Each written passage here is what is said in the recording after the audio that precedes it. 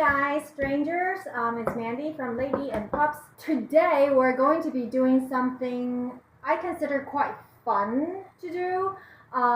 It's basically a Halloween themed pastry. Like, this one is really fun to do and really delicious, so I really want to share this one with you. So it's basically an adaptation on a very, very popular Taiwanese pastry, a Taiwanese taro pastry. If you have ever been to Taiwan, or even just passing by the airport, like layovers at the airport, you would have seen them. It's basically these sphere-shaped pastry with like a spiral laminated dough, and then inside is stuffed with mashed taro. Okay, so it's very common, very popular, but today we're going to turn that, twist it a little bit, and then have it become like a fun Halloween themed pastry that is stuffed with pumpkin and cheese. First thing you need to do is you need to prepare a couple of the components the day ahead of time. You don't have to. You can technically cram in every step in one day, but I just find it much easier, much relaxing to do two components the day before. And the first thing is the filling. So pumpkin filling. I'm not really doing a cooking demonstration on how to make the filling because there are so many options that you can do out there. So I'm going to explain it in detail in the instruction, in the recipe instructions. You can always go back to the recipe and then you will have all the instructions. And so what that will look like is something like this. It's very, very dense. It holds up its shape no matter what. It will not fall from the butter knife. Next component that we want to do the day ahead is a part of the dough, the laminated dough.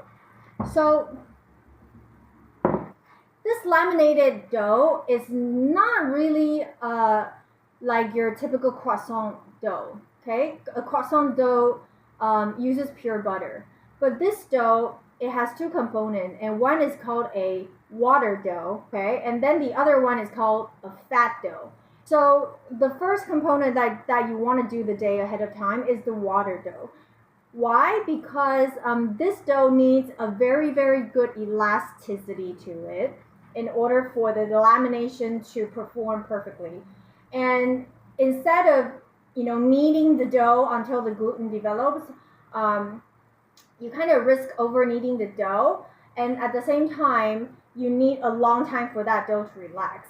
So instead, we're going to do this the day ahead of time, and we're just gonna lightly knead this dough and then wrap it up, put it in the fridge, and basically overnight, what's going to happen is that the necessary gluten is going to develop at the same time the dough is going to relax. So by the time that you need it to use it, you don't need any extra resting time in between. Okay, so super, super easy, very straightforward. I have all-purpose flour, sugar, and unsalted butter, and I'm going to also add just a little pinch of salt. And then now I need water. So I need 60 grams of water, and traditionally this dough is made instead of butter, it's made with lard. If you have lard sitting around, I would highly recommend that you do that, but I assume most people don't have just a big chunk of lard sitting around, so you can use unsalted butter as well. So 60 grams. So now, very, very straightforward. You're just going to knead this together. You don't have to knead it until it's like super smooth, but you definitely want to knead it until it's even. And the dough is in the beginning, it's gonna feel very wet and sticky and messy. What I'm doing is basically I turn this over and then I push it back onto itself. Your bowl should be clean. It shouldn't be so wet that it's sticking all around your bowl. If that's what happened, give it a little bit more flour. The overall should be like very soft, okay, and like a relatively smooth dough. But again, you don't have to knead it like crazy. Like I said, 5 minutes is more than enough. That's ready. You're just going to wrap it in a plastic wrap and stick it in the fridge for overnight. So that's it. These are the two components that you need to prepare the day before, and I'll see you tomorrow, and this is gonna get fun. Next step, we're gonna make finally the fat dough, or sometimes called oil dough, whatever. I like to call it fat because it's not really oil, it's just fat. So here in a bowl, I have flour, AP flour, and unsalted butter. Again, like I said yesterday, traditionally, this pastry is made with lard. If you have lard, I would suggest that you do that, but I think most people don't. So I'm using butter. And what do? Very simple. You just knead it into a dough.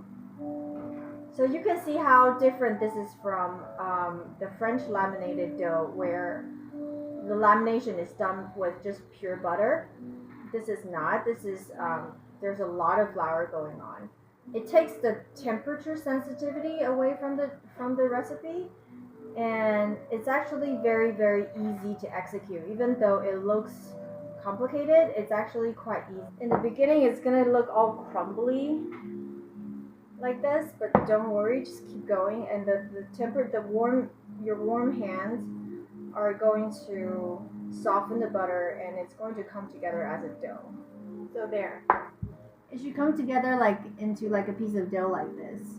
And if you use lard, you're gonna feel like the dough is softer, just because lard stays softer in the same temperature compared to butter. Butter tends to be a little bit hard. So roll it into like a little log like this, and then cut it straight down from the middle. Okay, so now you have two pieces. Now let's talk a little bit about color. Mine is actually powder form food coloring. If yours is liquid form food coloring, it's all good. It doesn't really matter. The only difference is that I'm gonna have to add a little bit of water into my food coloring for it to be mixed into the dough. So how much to use really depends on the coloring that you're using, okay? So I would suggest that you add a bit as you go, and then you stop when you have your desired color. It's gonna look something like this. Okay? So now you can see that it looks kind of like grayish, sort of, right? You don't need this to be like pitch black, okay? You don't need the color to be that saturated. I think like once you get to this shade, you'll be fine. Okay, set that aside, and we're gonna make the orange part, but you have to wash your hands first. And orange is red plus yellow equals orange. Okay, and then now I'm going to mix it together. Right, perfect. So once you have a piece of dough that looks like this, it's cool. Great, set that aside, and I'm gonna wash my hands first. So next thing we're gonna do, we're going to divide each of these colored dough into 12 equal portions. Roll that into a log as evenly in width as you can. Again, because this has been made from butter, it's going to be a little bit more crumbly. So now once you have a long log like this, you can cut them into 12 equal portions.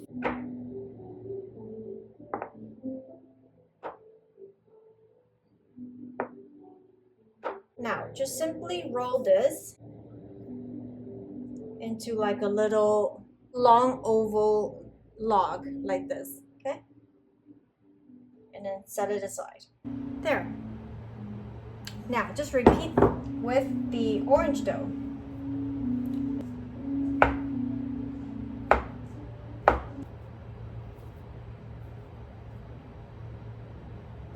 Next step, remember that water dough that you made the day before? It's been chilling in the fridge. Divide this into 6 equal portions. You don't have to let it come back to room temperature or anything.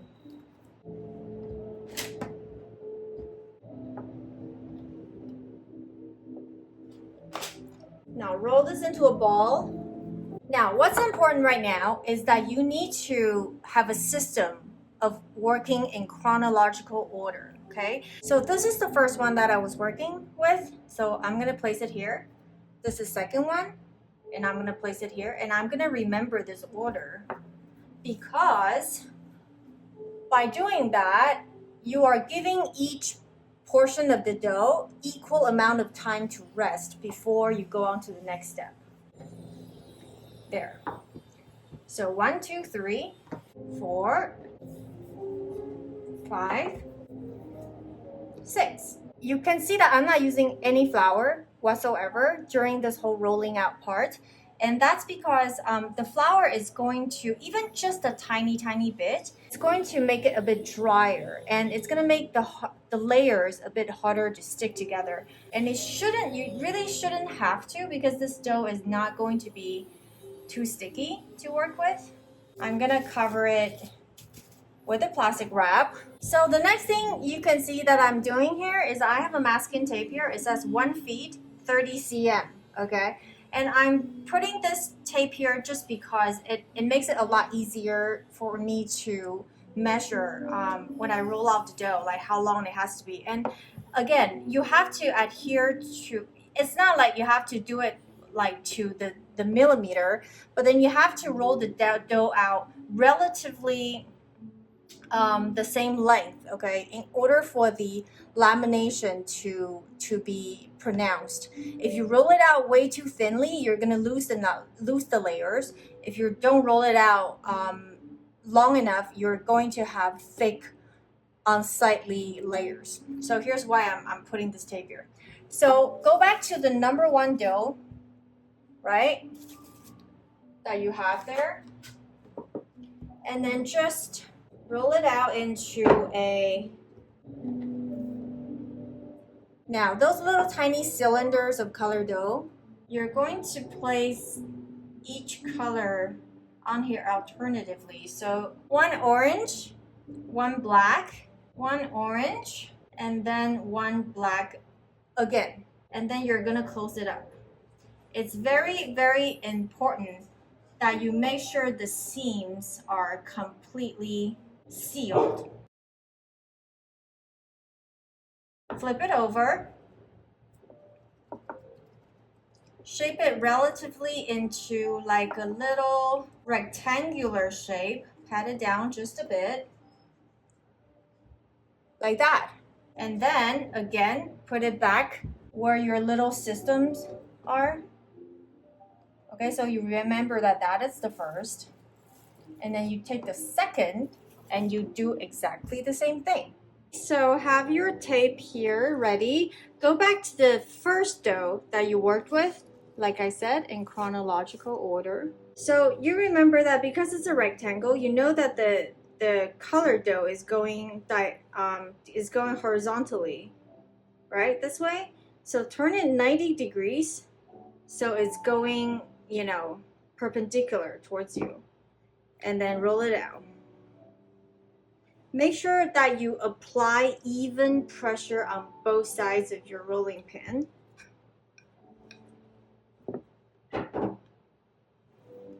Turn it around. If you feel like the dough is kind of creating some kind of friction against the countertop and it's hard to roll out, it's very easy that you lift the one end of the dough, and then you roll it out as you go, okay? And then obviously we're going to roll it out to 30 centimeters, which is 1 feet long.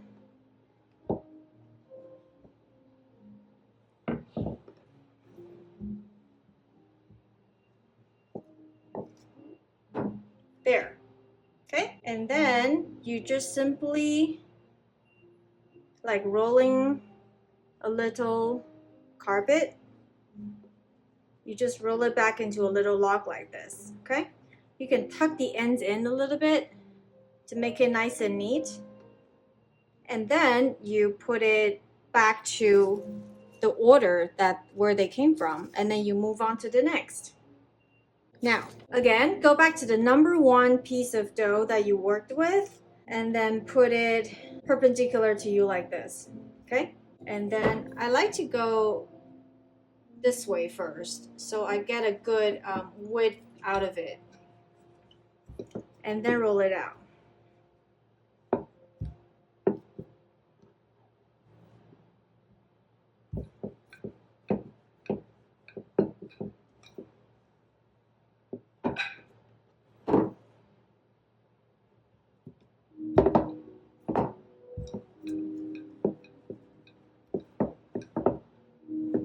Don't worry if there's some breakage like this happening. It's okay. It's not a big deal. So once you have a long log like this,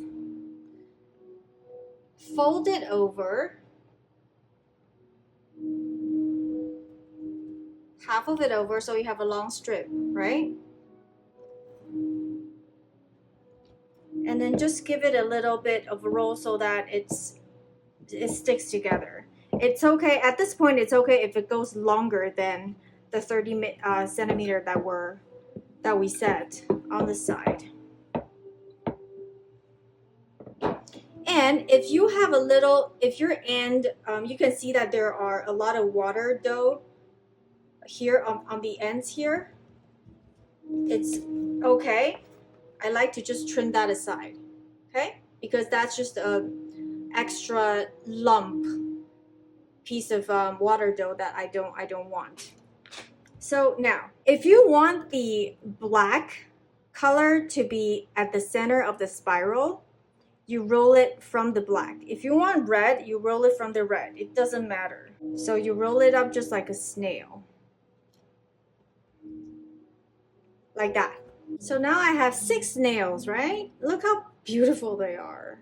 So 1, 2, 3, 4, 5, 6. And now with a sharp knife, go back to the first one, okay? As we said, we have a system of chronological order here. Always go back to the first one, and then the second one, and the third one. So that way you give every single portion equal number to rest before the next step.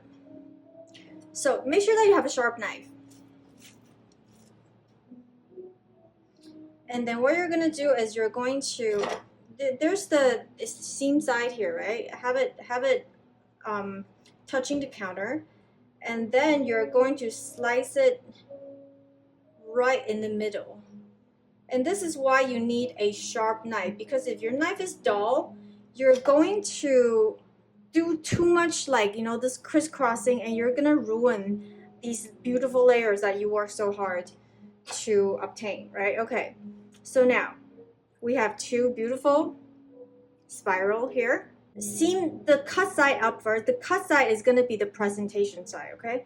The cut side up first, and then you're gonna just press it down gently, and then you're going to have the cut side down, because that cut side is going to be the exterior, and you want that to be very well preserved. You don't want to ruin the layer. Now, make sure that you have equal pressure, and then have the spiral stay in the middle as best that you can. And then you're just gonna roll it out into a little circle like this. And then here's our semi-frozen filling, okay?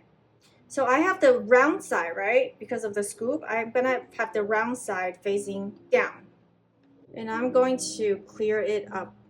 Just basically pinch all the layers up together, like that. To just give it a little roll so that it's nice and round. And here you have 12 beautiful laminated pastry. The oven is preheated. Now I space them apart equally on the sheet tray.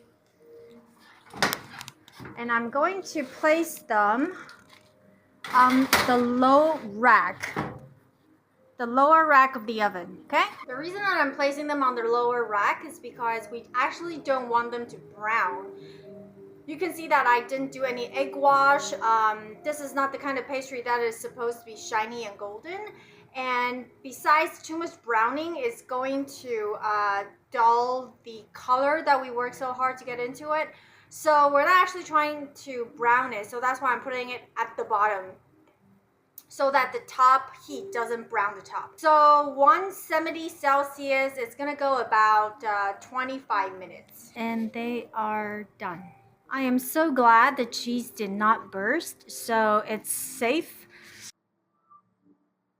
It is beautiful. Super, super flaky dough. And that sweetness of the pumpkin goes so well with the cheese. It's got saltiness, really contrasts with the sweet potato puree. The crust is very, very flaky. And you need to let it cool down for at least 20 minutes, after they came out of the oven, for the crust to be hardened just a little bit. They're going to be a bit soft when they just came out of the oven. But these beautiful, beautiful, beautiful spiral Halloween themed pastry is such a fun project to do. Sorry about my dog. So I hope you like this recipe. It's really fun to make, even though it looks complicated, it really is not. And try to make them and let me know what you think. I think they're delicious, and I think they're a great holiday gift, Halloween gift, trick-or-treat handout, so you're not gonna be handing out any boring candies. And these are just if you're having a Halloween party, these are gonna be like great little crowd pleasers. So thanks for watching. Let me know what you think, and I will see you next time.